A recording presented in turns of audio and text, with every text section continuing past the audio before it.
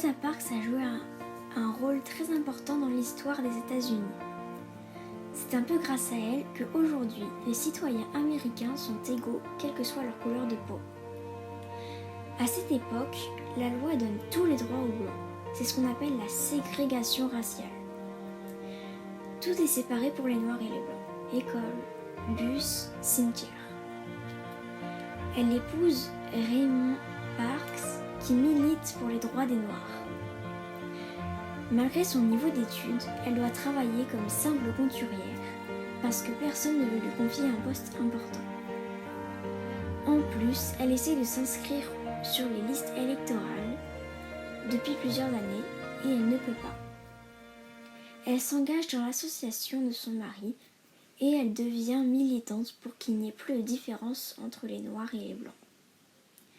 Un jour, elle refuse d'obéir. Le 1er décembre 1955, Rosa rentre chez elle après une dure journée de travail. Elle est dans le bus quand le chauffeur lui demande de laisser sa place à un homme blanc. Elle refuse.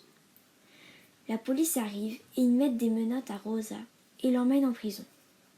Elle est déclarée coupable et devra payer une amende. Monsieur Edgar Daniel Nixon prend sa défense. Après, un jeune pasteur qui s'appelle Martin Luther King organise avec Nixon un appel envers toute la communauté noire. Il demande qu'ils se déplacent à pied ou à vélo pour montrer leur soutien à Rosa. C'est le boycott des bus de Montgomery. Tout ça fera la une de tous les journaux. Enfin, le 13 novembre 1956, la Cour suprême des États-Unis supprime la loi qui sépare les Noirs et les Blancs dans les bus. C'est une première victoire pour l'égalité. Malheureusement, les conséquences sont très dures. Rosa et Raymond perdent leur travail et doivent déménager à Détroit. Ils organisent des manifestations et Rosa est appelée la mère des droits civiques.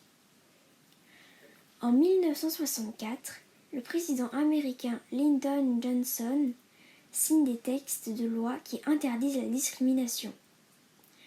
Le combat continue pour Rosa et en 1965, elle participe à la Grande Marche de Selma pour réclamer le droit de vote. En 1977, elle crée une fondation. C'est comme une école qui explique le mouvement des droits civiques. Ensuite, toute sa vie, Rosa a continué à militer pour les droits des Noirs en faisant des conférences jusqu'à sa mort en 2005.